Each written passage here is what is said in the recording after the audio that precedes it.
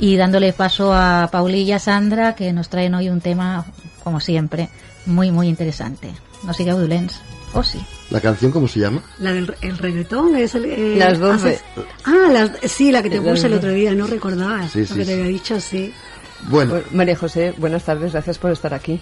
Hola, buenas tardes a vosotros por darme la oportunidad de estar aquí junto a vosotros.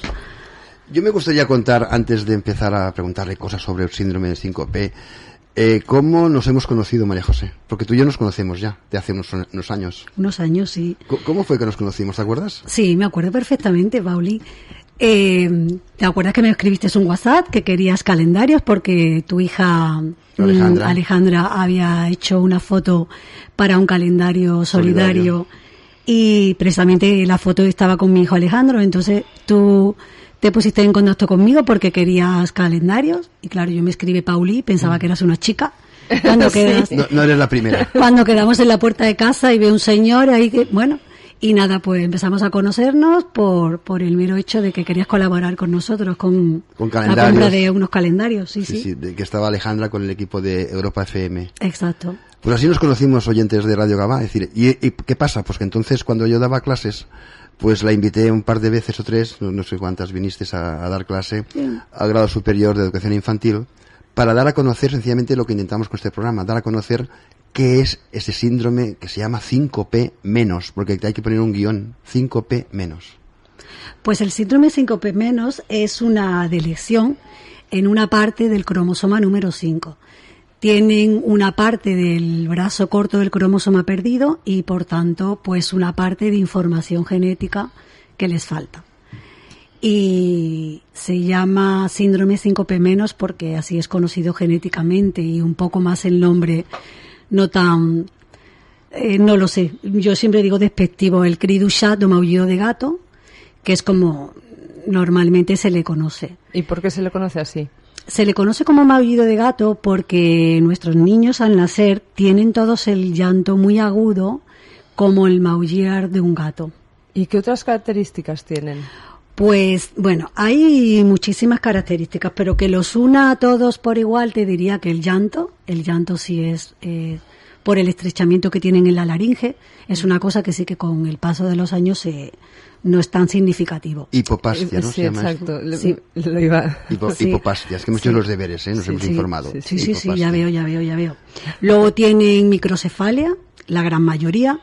He de decir que mi hijo yo creo que no tenía microcefalia. Al revés, yo creo que tenía la cabeza un poco hasta más grande, porque yo creo que era un poco desproporcionada con su cuerpo, porque como era tan menudito, porque casi todos tienen, no llega el embarazo a término, o sea, tienen bajo peso al nacer, y luego, pues, con la falta de succión y la falta de deglución, pues, se produce un trastorno en el desarrollo, en el crecimiento significativo. Son todos muy pequeñitos, o sea, muy delgaditos, te diría. Bueno, de hecho, mi hijo con 18 años es sumamente alto, pero sigue igual de delgado. Pero bueno, come bien, sí que sus comienzos fueron duros con la comida, pero bueno. Pero ahora sí que es un buen comedor, como yo digo. María José, perdona, tú conoces también, porque estamos en contacto con los de Muévete, a muchas familias del síndrome de Rett. Tú sabes que el síndrome de Rett se detecta cuando el niño o la niña, mayormente las niñas, tienen ya pues unos 18 meses, 20 meses y empiezan a hacer una regresión. ¿Cuándo detectasteis o los médicos os dijeron que vuestro hijo tendría un síndrome o tenía una cosa que no iba bien? Sí, mira, a mí hay siempre algo que me ronda, que igual pasó mucho tiempo y no nos dimos cuenta de nada. Yo siempre digo que igual si en lugar de haber sido mi primer hijo hubiera sido el segundo, igual también yo hubiera visto algo más, porque, bueno, mi otro hijo con 5 meses, como te digo, casi corría ya y todo. Entonces, con Alejandro, pues sí, en sus revisiones periódicas, con la pediatra, pues sí que veíamos que había un retraso en el crecimiento. Pero claro, partiendo de la base que ya había sido prematuro, pues claro, ella iba diciendo, bueno, pues va haciendo su línea, ¿no? Como ellos llaman. Bueno, va creciendo muy despacito, pero bueno. Entonces, ¿qué pasa? Que llegados los 5 meses o así, que cuando un niño sin ningún problema se tiene que quedar sentado, aguantar su cabecita, tener cierta fuerza en el tronco para aguantar la cabeza, pues Alejandro no. Alejandro lo sentabas y se iba para un lado. Eso mayormente no, es por la hipotonía que tienen, porque son todos súper blanditos. Mi hijo lo tocaba y era como tocar una plastilina. O sea, los músculos tampoco se desarrollan como deberían. No, no tienen apenas masa, o sea, no es la masa muscular, no existe. Son súper, lo que tiene el hueso y poquito más, ¿no? Entonces, pues, el desarrollo era diferente al de un niño sin ningún problema. Y entonces, pues sí que la pediatra, que he de decir que fue también muy cautelosa con todo lo que ella iba viendo, tampoco intentaba preocuparme, pero sí que veíamos que algo pasaba.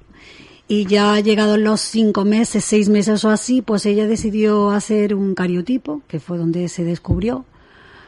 Pero Perdóname, ¿qué es un cariotipo? Un cariotipo es como un análisis genético de todos y cada uno de los cromosomas. Hacen como si fuera un mapa de lo que sería toda la forma de cada uno de los cromosomas. En el caso del síndrome 5P, pues el cromosoma número 5, sabéis que el cromosoma tiene una formita así que parece como son como 2 patitas, pues en una de esas patitas se ve un corte que está fraccionado y perdido. Claro.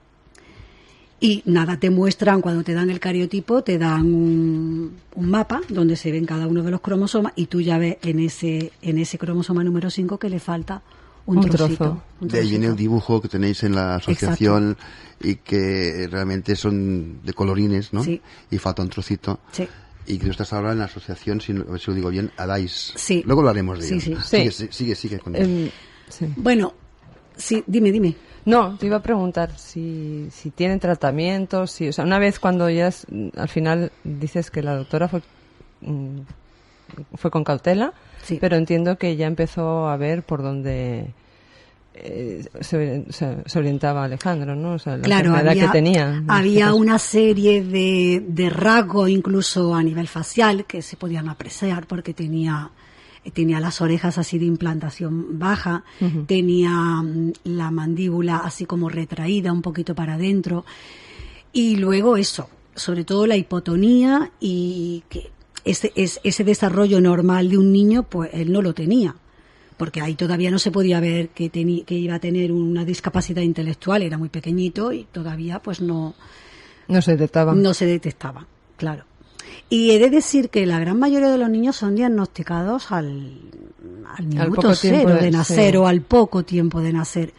Pero no sé por qué motivo, pues Alejandro, pues se pasó. Alejandro nació de 35 semanas y 6 días. Estuvo unos días, pero en la cunita allí. Estuvo 10 días en neonatos, pero sin incubadora ni nada. Nos lo llevamos a casa. Un poquito él pesó 1 kilo, o sea, 2 kilos 40 gramos, y con aquello que pierden un poquito los primeros días, nos lo llevamos a casa con 1 kilo 900.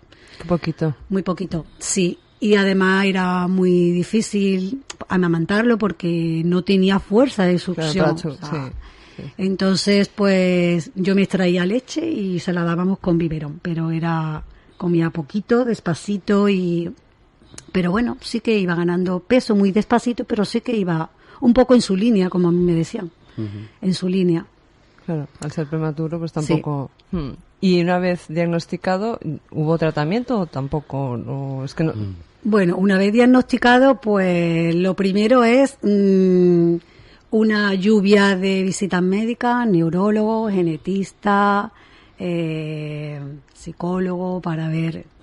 Bueno, psicólogo no, me estoy mintiendo. Neurólogo, psicólogo para los padres. Sí. Nuestras primeras visitas fueron neurólogo y el genetista. Luego nos desviaron a atención precoz. Ahí empezó a hacer fisioterapia. Y nada, a empezar a ejercitar y a trabajar mucho con él para intentar desarrollar el músculo. Exacto. La discapacidad intelectual, tengo entendido que puede haber diferentes grados, ¿es así? Sí. Y en el caso de Alejandro, pues... Alejandro podríamos decir Alejandro es muy divertido. Sí. Yo no lo conozco, pero tengo ganas. Esta mañana, María José, le he pasado aquel vídeo tan bonito que estábamos en la academia y que se levantó y empezó a decir ¡qué bonito, Sí, corriendo por los me lo ha pasillos. puesto. Y le dio un beso al final a una alumna, ¿no? Entonces fue un momento tan bonito, Sí. porque Alejandro es tan cariñoso. Sigue siendo mi mejor. Son todos muy cariñosos. Ahora está en esa faceta un poco más Adolescente, ¿no? Sí, un poco, se corta un poco más. Antes era como más espontáneo y más... ¿Pero cuántos años tiene ya? Es que va a cumplir 18. Claro. Es que es un hombre, adolescente, un es un hombre adulto ya. Sí, Es sí, muy, sí. soy mayor. Y más como alto que dice su mamá. padre, ¿no? Claro. Sí, bueno, a su padre lo dejo ya. Es que a con su 4 padre lo años. tenemos aquí. Le hemos prometido que no quería hablar, le hemos invitado a hablar. Pero dice, yo mejor me quedo aquí. Así que gracias también, José, por estar aquí con nosotros. Y realmente yo que conozco la familia, Alejandro es un tiarrón ya, ¿eh? Sí. Un tiarrón. ¿Cuánto mide? Pues la verdad que hace tiempo que no lo mido, pero igual está cercano a 1,80 o así. Bueno, mi papá me está diciendo que igual me paso, pero 1,70 ahí, no sé. Y 70 y muchos, ¿no? Sí, sí, bueno, como crecen por días, igual llevo sin medirlo unos meses. Llegas no a lo casa sé, no hoy lo y ha sé. crecido un centímetro más. Sí. Oye, ¿y cómo se comunican? La verdad que el lenguaje es el mayor problema, ¿eh? El mayor problema. Nosotros hemos tenido la gran suerte, porque puedo decirlo así, que Alejandro ha logrado conseguir hablar, pero te diría yo que es de los muy, muy, muy poquitos. Sí, porque luego el lenguaje es totalmente... Porque luego hablaremos, lo sabes, con Jenny, Sí. que vive en la Llagosta, ¿no? Me parece. Sí, pero bueno, Sara también empieza a hablar Empieza a bastante, hablar, sí, porque cuando sí, yo la sí. conocí, Sara no hablaba. Sí, no. No hablaba. Tienes que buscar al final otra Un alternativa. comunicador, una tablet, claro, pictogramas. lenguaje No verbal, el sí, que sí, sea, sí. de signo el que sea, claro. Ahora la verdad que con las tablets y todos los programas estos que hay que pueden, no recuerdo ahora cómo se llama, mira, tenemos una chica que lo está haciendo y le va súper bien la tablet, que le va, Sí, ¿no? El comunicador, bueno, le Sí, llaman el comunicador, porque sí. tenemos también un amigo que tiene el síndrome de Angelman, de Sabadell, Sí. que también estuvo en el programa, y su hijo no habla nada, pero se comunica ya con el comunicador y tiene 7 añitos. tiene Pero ya. es curioso cómo lo haces, es increíble. Vamos, es que lo que necesita, lo que quiere, lo pide. Sí, sin coge la problema. tablet y dice, pues quiero... Es que el lenguaje de una manera u otra es primordial. Es ¿eh? comunica- que es comunicación, sí, sí. Es primordial. Yo siempre digo, Alejandro empezó a hablar muy tarde y bueno, con cierta dificultad hasta muchos años, porque él empezó a hablar. Mira, el otro día hablaba con el psicólogo y dice, ¿cuándo empezó a hablar? Digo, pues la verdad que hablar, pues no sabría decirlo, porque no fue que empezara a hablar como Sí, claro, los fue 2 ahí añitos, 3 añitos. poco a poco. Igual tenía 7, 8 o te diría, cuando ya Claro, con era más capaz, fluidez, sí. claro. Pero es primordial, porque sin la comunicación de un modo u otro es que para ellos lo pasan súper mal. Yo recuerdo cuando mi hijo era pequeñito y no se podía comunicar, era una frustración total. Con total. vosotros imagino que era más fácil, pero con el resto Claro. de la gente que lo rodeaba, pues complicado. No, y hasta muchas veces para nosotros era muy difícil, ¿eh? Porque Ya. muchas veces intentabas y tenías que buscar el contexto para entenderlo. Mira, mi hijo Álvaro, porque tengo otro hijo con 14 años, Ujú. era quien siempre lo entendía. No sé, él era... Entre niños se entendían, sí, ¿no? se entendían súper bien. Claro. Me decía, mamá, Jolín ha dicho, él veía tan claro, y su padre y yo llevábamos un rato intentando saber Pero lo esto que pasa entre descifrar. hermanos, ¿eh? Eso Sí, está sí. demostrado sí, que pasa sí. entre hermanos. Y mis hijas también, es decir, la mayor tenía pues a lo mejor 3 añitos y la pequeña 1, y Alejandra, que era la mayor, sabía lo que quería la pequeña. Sí, Es decir, sí. pero si no diu res, es decir, pero que acaba de dir, ¿no? Y la mayor entendía que quería una cosa concreta. Sí, sí, Eso suele es- pasar es- con los los hermanos. hermanos, sí. Entonces, Alejandro fue a logopedas.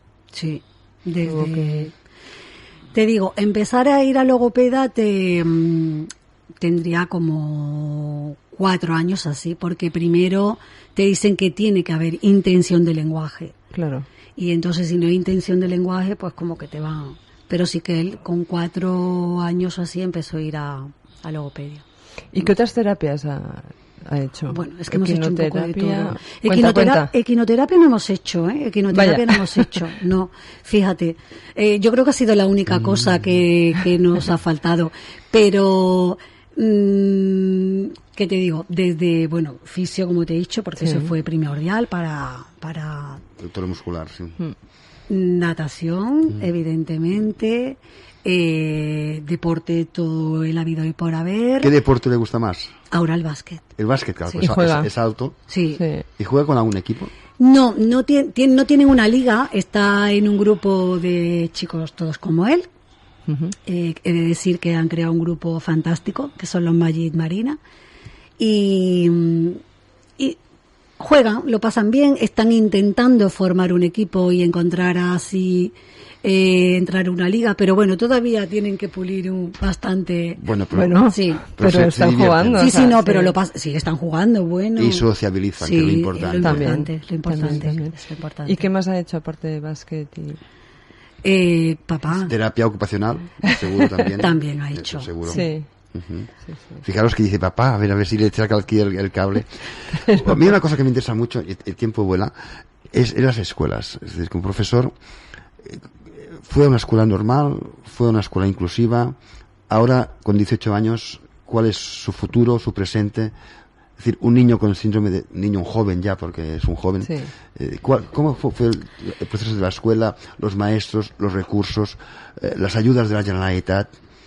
Cuéntanos un poco de todo el futuro incierto, el futuro incierto. Yo he de decir que, mira, Alejandro entró un año más tarde al cole que el resto de los niños. Lo dejamos un año más en la guardería. Hizo solamente 2 años de guardería, porque él entró más tarde a la guardería. Retrasamos un poco la escolarización por eso, porque él tuviera ya cierta madurez y entró pues un año más tarde que el resto de los niños. Y el primer año pues entró al cole ordinario, pero claro, cuando llevaba un año en el cole, pues nos dijeron que como que era un problema, o sea, no era un problema, necesitaba siempre el soporte de una persona, porque claro, al final en la clase una veilladora, sí. Estaba la profesora y la auxiliar y no podían atender porque Alejandro necesitaba muchísima atención, porque para empezar era un torbellino volando, o sea, no paraba sentado, o sea, y había que siempre hacer medida de contención, de siéntate, no te puedes levantar, o sea, entonces sí que se pidió el soporte de una veilladora, pero sí que vino un año más tarde, y ahí fue cuando me propusieron a mí que o seguir en el cole ordinario, pero claro, no teníamos los recursos necesarios, empezar en un colegio de educación especial o hacer una compartida. Yo, con la edad que tenía, pues de algún modo u otro me agarraba con uñas y dientes a que era pequeño y tenía que estar con niños y que prefería que estuviera en la escuela ordinaria. Sí, pero no me pareció tan descabellado que hiciera una educación compartida. Entonces él era alumno oficial de la escuela ordinaria, iba de lunes a miércoles y luego el jueves y el viernes iba a una escuela de educación especial, ¿vale? Uh-huh. Allí, ¿siempre pues, en Barcelona, en Zona Franca? Sí. Estaba en la escuela Montserrat, que estaba al lado de casa. Pero él, no sé, porque él siempre su cole era la escuela ordinaria, ¿vale? Y el otro cole era como que iba ahí, pero no. Él se sentía siempre mucho mejor en la escuela ordinaria, ¿vale? He de decir que la primaria fue muy bien. Yo estuve muy agradecida del colegio donde fue, que fue el colegio Ramón Casas. Y la verdad que mi hijo estuvo allí bien atendido, lo tengo que decir. Igual no con todos los recursos que necesitaba, pero sí que tuve la enorme suerte de que todo el profesorado, puedo decir que menos el último año, estuvieron muy implicados con... Eso es básico, ¿eh? Sí, eso es básico. Yo encontré súper buena gente con Alejandro, mucho. Incluso la psicóloga de LEAD, que también era una persona encantadora, me hizo la vida súper fácil y buscaba, recursos, cómo hay que estar con Alejandro. Ella daba pauta al profesorado, o sea, súper bien. Él, no recuerdo ahora el nombre, pero fue una persona que me hizo el camino muy fácil. Y ella me decía que cuando acabara la primaria, ella lo veía en un instituto con una UCE, que ella dejaba ese colegio y se iba a ese instituto también de psicóloga, y sí, lo consiguió. Y se fue a ese instituto, estuvo en un aula UCE durante los 4 años de la ESO. Uh-huh. Y he de decir que también bien. Yo, la verdad que no he tenido gran queja tanto de la escuela ordinaria como, igual que sé de mucha gente que ha tenido problemas. Muy mala experiencia. A ver qué nos cuenta ahora Jenny. Sí, yo he tenido una enorme suerte porque es que encontré profesionales de verdad, Y gente con ganas con muchas de salir ganas. adelante. Y con vocación. Mira, Sí. tuve una profe que a mí me marcó porque es que siempre salía del cole y me contaba siempre, claro, yo estaba acostumbrada a que todos los días salían contándote, pues hoy ha hecho, pues hoy ha hecho, no sé, jolín, todos los días, y no me va a decir nunca algo bueno, que también lo necesitamos, ¿no? Porque Sí, no claro. te puedes ir a tu casa todos los días, pues yo sé cómo es mi hijo y claro que sé que ha hecho y ha molestado y ha, jolín, pero dime algo bueno. Y esta profe siempre me decía, mamá, y se ponía así siempre, mamá, tengo muchas cosas buenas, bueno, algunas malas, pero siempre me decía las buenas. Entonces me hizo levantar mucho la moral. Claro. Se llamaba Ángel, nunca la olvidaré porque fue encantadora. Y me he perdido un poco. No, hablábamos de la escuela, de Sí. Alejandro. Hasta, No, de ha acabado la secu- ESO, de sí, la Sí, ESO. estábamos en la ESO. ¿Ha acabado secundaria? Sí. Ha acabado la secundaria. Hombre, él no tiene Bueno. el título de la ESO, pero sí que ha acabado secundaria. ¿Y ahora? Bueno, Y ahora se presentaba el gran dilema, porque a medida que van pasando los años, el problema va siendo más grave. Aunque pensemos que no. El problema cada vez que son mayores se va haciendo más grave. Porque cuando acaba la ESO, pues tiene que ir a un PFI. Pero claro, o optas por un PFI adaptado o te vas a un PFI donde van todos los chicos que mi hijo no tiene cabida en Que ese no quieren PFI, estudiar. que son y- los que no tienen que estudiar. no han acabado la ESO, pero que tienen una capacidad que si quieren pues lo No pueden los sacar. pueden meter a todos en el mismo saco, porque mi hijo no ha obtenido el título de la ESO porque no tiene la capacidad necesaria para. Tener, Entonces, ¿qué pasa? Que los PFI que encontramos adaptados no había mucha cosa. Había cocina, había jardinería y había 3 cosas más. Y mi hijo ni jardinero, Ni ni cocinero. cocinero, ni nada de eso. Entonces, pues, encontramos un colegio de educación especial que se llama Paidella, que es donde acude ahora mismo. Y sí que había... ¿Concertado, subvencionado? Es un concertado. Que sí que había un PFI, que es un PFI como de un poco de administrativo, así. Y entonces pensamos pues que sería una opción para Alejandro, podría ser más llamativo para él. Pero cuando llegamos al cole, pues sí que, claro, Alejandro tenía entonces 16 años, no había cumplido todavía. Entonces ellos sí que no recomendaron que hiciéramos como un alargamiento de la escolaridad para después más tarde entrar al PFI y que fuera un poco más maduro, un poco, sobre todo un poco más mayor. Se supone que con la edad va adquiriendo un poquito de madurez y más autonomía, en fin, que él todavía pues todo eso le Hay que falta trabajarlo. mucho. claro. Y entonces pues de momento empezó el año pasado y este año continuamos y se supone que de cara al curso que viene pues empezaremos a hacer un PFI. Y hablando de autonomía, ¿qué autonomía tiene Alejandro? ¿Qué es lo que hace en su día a día? A ver. Puedes decir, es autónomo totalmente. Yo puedo decir que es autónomo, porque hace muchas cosas él solo, pero siempre con la sombra mío de su padre detrás. ¿O su hermano? O de su hermano. Que no hemos hablado del hermano, claro, que es muy importante. Porque él, por ejemplo, te levantas por la mañana, venga, vístete, se sienta en la cama. Bueno, eso lo hacen muchos, no Sí, hace falta. sí, sí. Igual No- el no otro hace lo hace falta que también. sea- Pero cepíllate los dientes. Si yo me voy y no estoy allí delante, pues no se cepilla los dientes. Si está en el baño y te has limpiado bien, pues, porque yo estoy allí delante, límpiate bien. Si está en la ducha, se ducha solo, pero frótate bien. O sea, es Siempre con supervisión. siempre con supervisión. ¿Y por la calle? Por la calle, él ahora empieza a salir solo y da una vuelta alrededor de mi casa. Yo vivo al lado de un centro comercial y a él le gusta entrar al centro comercial, dar una vuelta, ir a su tienda favorita de videojuegos y eso. Y en media hora o 3/4 vuelve para casa. Esa es su salida. ¿Ya ha tenido alguna vez algún problema? ¿Se ha encontrado con gente que le haya dicho algo? Ahora no. Más pequeñito igual sí, pero ahora en este tiempo no. Bueno, al menos que nos hayamos enterado, ¿eh? También es verdad. Porque él si hay algún problema cuando llega a casa evidentemente lo va a tapar para que... ¿No lo cuenta? Claro, igual no lo cuenta, porque así... Sí, igual le podremos prohibir que salga Que solo. salga- Sí. Muy bien. Oye, María José, mira, son las 9:03 y y realmente se nos pasa el tiempo volando. Muy rápido.